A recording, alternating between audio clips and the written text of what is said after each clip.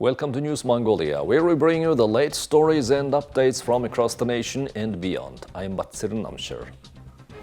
On the News Mongolia today, MNB's Voice of Mongolia radio received the Japanese ambassador's Certificate of Appreciation. Mongolian artists host Steed art exhibition in the US. Mongolian nomadic practices inscribed on UNESCO's list.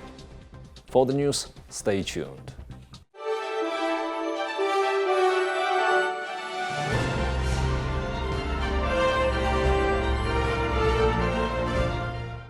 The Japanese Ambassador's Certificate of Appreciation is annually awarded to individuals and organizations that have made significant contributions to the development of Mongolia-Japan relations. This year, the award was presented to the Japanese language section of the Voice of Mongolia radio at MNB and Zoljarl, the director of If Only I Could Hibernate. 35 years ago, Mongolian National Broadcaster established the Japanese language section of Mongolian radio in response to listener requests. Since then, it has continuously provided accurate information about Mongolia to Japanese audiences, serving as a bridge of friendship between the two countries. Pe Zoljarl, the director of the film If Only I Could Hibernate, received the Japanese ambassador's Certificate of Appreciation for addressing the issue of equitable access to education through her film and bringing it to the forefront of public attention. The Embassy of Japan in Mongolia has a tradition of presenting this Certificate of Appreciation on behalf of the government of Japan to individuals who have contributed to strengthening relations between the two countries. In 1964, Mongolian radio established foreign language broadcasting sections to promote Mongolia to listeners around the world. Mongolian, Chinese, Russian, English, French, and Kazakh sections were launched. Japanese listeners wrote letters expressing a deep desire to learn about Mongolia, and the Japanese language section was launched. At first, we received letters asking questions like, do Mongolians go to work on horseback? How do they travel? We would read those letters and laugh. It made us realize that the world still thought we rode horses everywhere. That's when we decided to dedicate ourselves to introducing foreign listeners to the true and authentic aspects of Mongolia.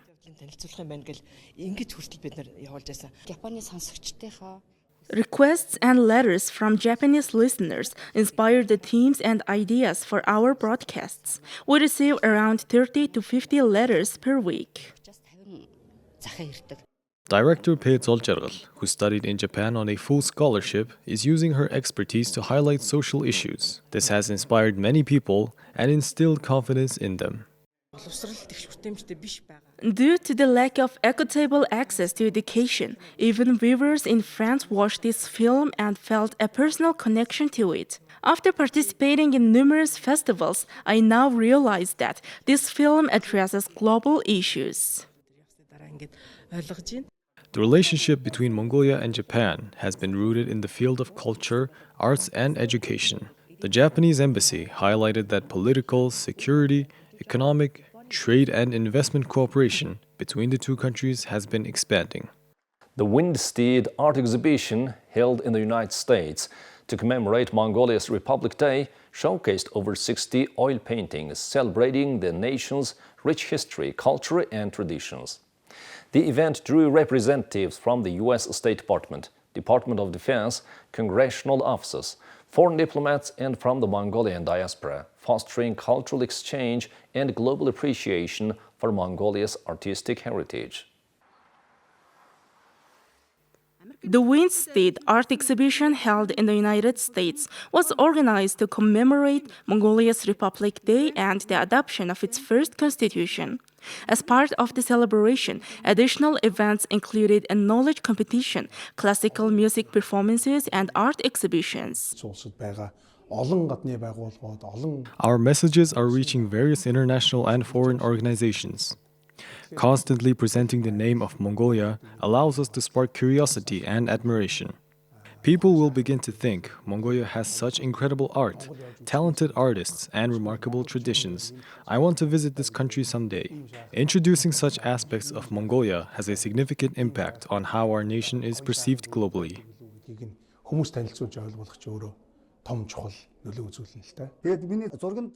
My paintings frequently feature the sun and moon.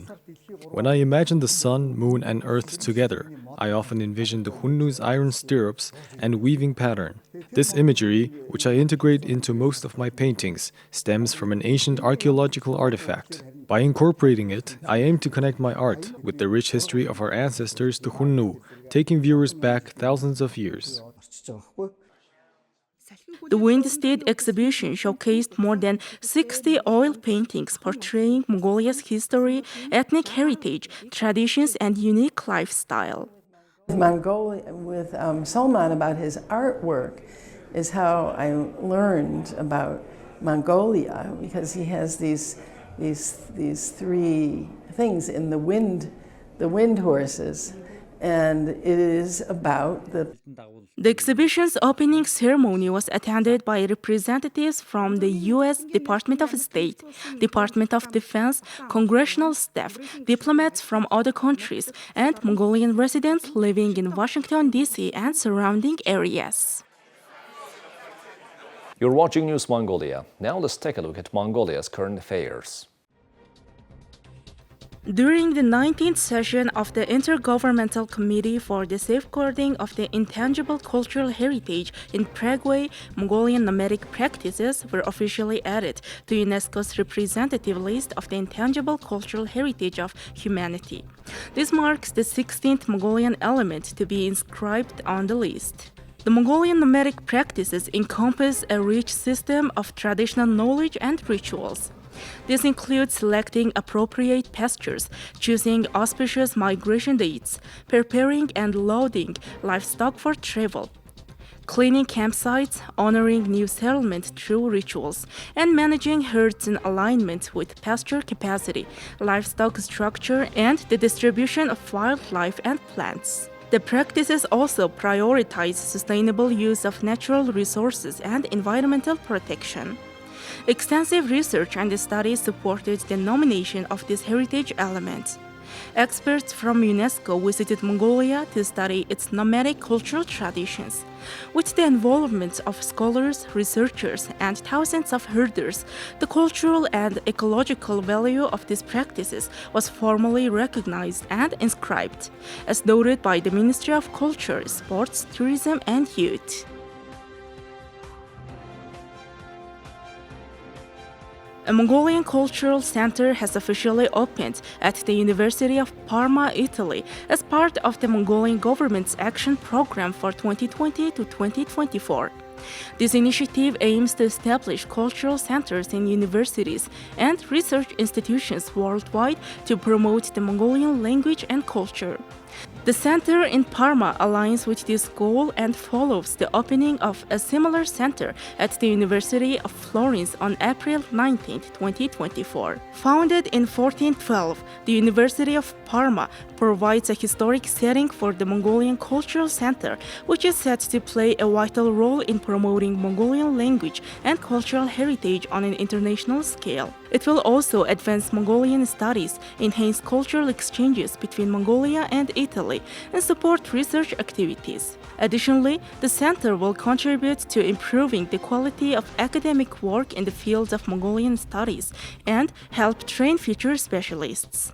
The opening ceremony was attended by the ambassador of Mongolia to Italy, the deputy mayor of Parma, as well as academics, teachers, and students from both Mongolia and Italy. These cultural centers are expected to be instrumental in implementing the agreement on cultural cooperation between the governments of Mongolia and Italy, further strengthening cultural ties and fostering collaboration in the cultural sector. Now let's take a look at the currency exchange rates provided by Mongol Bank.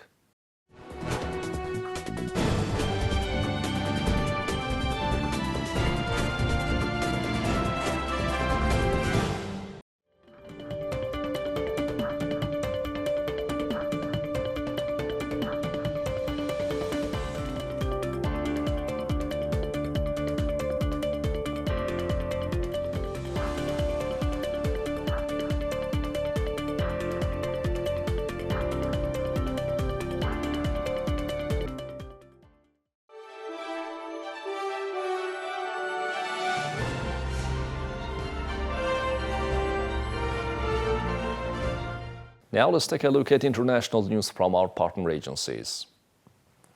Hundreds of people singing and waving flags gathered in Paris Place de la République in Paris on Sunday to celebrate the fall of Syrian President Bashar Assad. We can't even believe it because it was a dream, really a dream. We've been waiting for a very long time, 60 years of humiliation, of dictatorship. We are free, we can't believe it. I'm afraid to sleep to get up and realize it was a dream. No, we believe it now, we are free. We've always wanted to know what freedom means.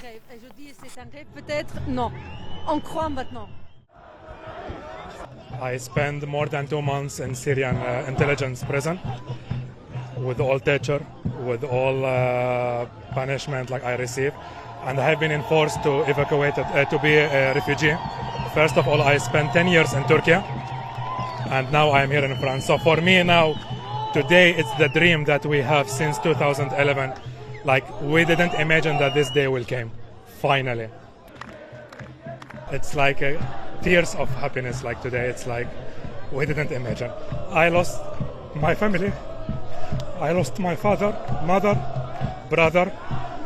I lost many of my friends in Syria for this day.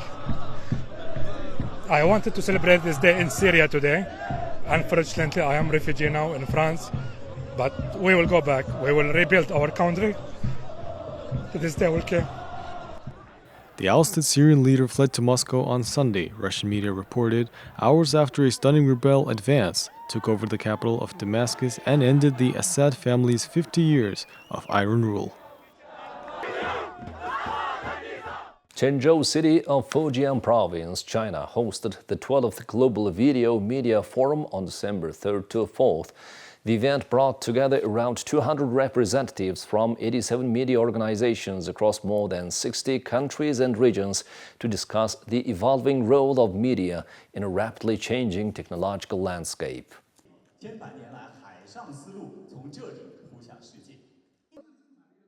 The forum was inaugurated by Li Shulei, a member of the Political Bureau of the CPC Central Committee and head of the Publicity Department of the CPC Central Committee. Hosted by the CCTV Video News Agency, the event centered on the theme Intelligence Without Frontiers, Vision Beyond the Horizon, Media's Role in Communication and Cultural Exchange. The two-day forum featured subsessions such as how new technology empowers the media and people-to-people communication and cultural exchanges opens up new horizons for international communication. Key discussions revolved around the application and governance of artificial intelligence technologies in the media sector. Speaking at the opening ceremony, Shen Haixiong, deputy head of the Publicity Department of the CPC Central Committee and president of China Media Group, emphasized the media's pivotal role as a bridge for cultural exchanges. The forum marked the release of the Joint Initiative for Media Dialogue and Cooperation of Global South, a collaborative effort by the CMG, Asia-Pacific Broadcasting Union, Arab States Broadcasting Union, African Union of Broadcasting, and the Latin American News Alliance. Attendees also explored the CMG Jinsai Voice Experience Room, which showcased cutting-edge 3D sound technology applications and were introduced to documentaries and dramas portraying the lives, history, and environmental conservation efforts of the Chinese people. High-profile attendees included Jomar Otorbayev, former Prime Minister of Kyrgyzstan, Grigor Ndraka, Director General of the African Union of Broadcasting, Juan Carlos Isaza, Managing Director of the Latin American Information Alliance, and Adrian Wells, Managing Director of the European News Exchange. These leaders, along with other media professionals, explored innovative ways to foster international collaboration. The historic port city of Qinzhou, renowned as the starting point of the ancient maritime Silk Road, served as an apt venue for the forum. A local official highlighted Qinzhou's rich cultural heritage, inviting media professionals to explore its historical significance. Well, that's all for today. Thank you for staying with us. We'll see you tomorrow with more news and updates. Have a nice evening. Goodbye.